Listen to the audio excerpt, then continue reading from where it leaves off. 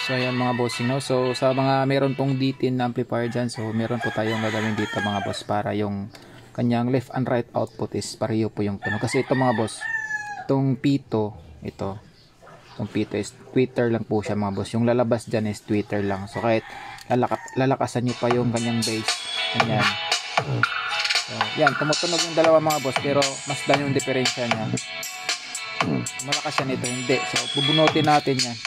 Tumutunog pa rin yung isa mga bossing, no? Pero tweeter po yung kanyang nilalabas. Yan. So ngayon yung gagawin natin mga boss para maging balance niyan, pwede naman tayong magpararo dito ng tweeter eh. So tingnan nyo yung isa malakas, yung isa mahina.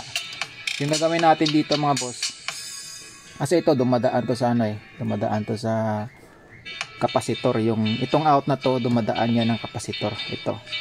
So yan mga boss, pag tinignan nyo dito, yan dumadaan yan dyan sa 100 volts na 3.3 microfarad na kapasitor. So, nakikita ba? So yan, no? So itong kapasitor na to mga boss, ito, pwede natin yung tanggalin para ma-bypass yung kanyang connection. O pwede natin i-short na lang dito. Ito yung kanyang connection mga boss, oh. Yan. So pag sinort ko yan mga boss, bypass na yan, di na siya dadaan sa kapasitor. Tingnan nyo. Diba?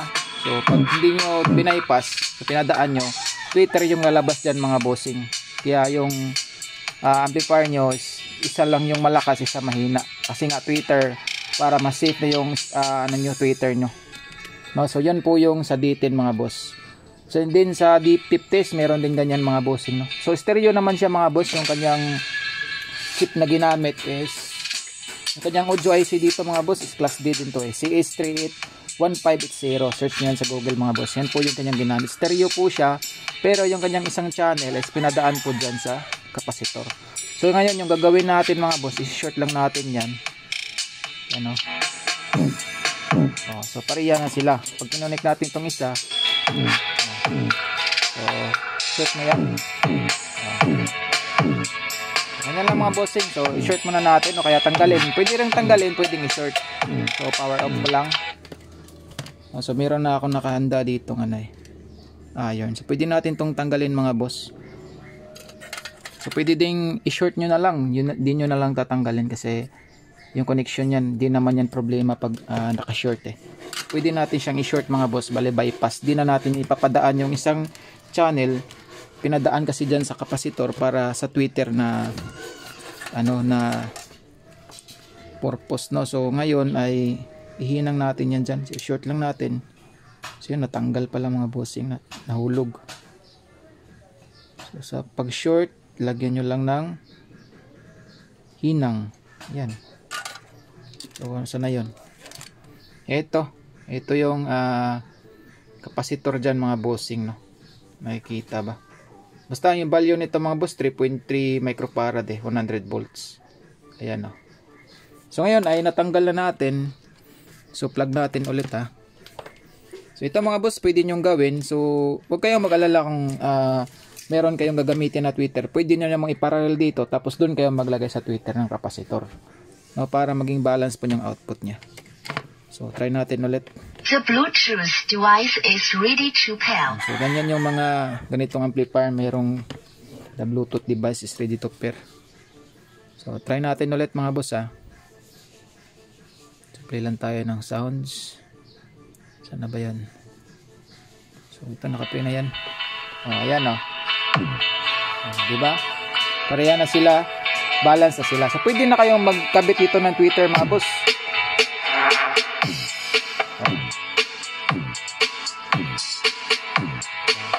So ito yung isa kanina.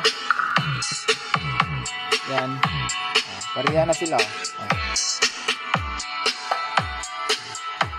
Makalabog na din yung isa. So pantay na sila mga boss, pero na silang naglalabas ng kalabog at saka mid, no? So dito na kayo mag-connect ng tweeter. So tips din mga bossing, hindi po masisira tong amplifier na to pag nakapalo kayo sa kanyang load impedance, no. So itong amplifier na to mga boss, yung madadala niyang speaker is 4 to 8 ohms. So pag lumagpas kayo ng 4 ohms mga boss, talaga masisira to. So katulad nito, yung dalawang speaker na to mga boss is tig 4 ohms yan. So yan, nahulog pa. So yan mga bossing, oh, tig 4 ohms po yan mga boss. So meaning dalawa lang ang pwede kong ilagay dyan sa amplifier pag itong speaker yung gamit ko. So sila lang dalawa mga boss. Pwede ako magparallel dyan ng tweeter, pero hindi na pwede magparallel pa ng ibang speaker. Tweeter pwede siyang iparallel dito mga boss, kasi yung tweeter wala naman siyang problema kasi meron naman siyang capacitor. Yan, pag apat na speaker yung gagamitin nyo mga boss, siguraduhin nyo yung speaker nyo is 8 ohms, no? Pag nagparallel kayo ng dalawang 8 ohms, magiging 4 ohms po siya. So yan mga boss, yung tips natin para di masunog yung mga amplifier nyo. So yan, oh, pareha na sila. So kung tinanggal natin to, kanina ito wala yung kalabog eh. Yan, tweeter lang, naka-block pa yan eh.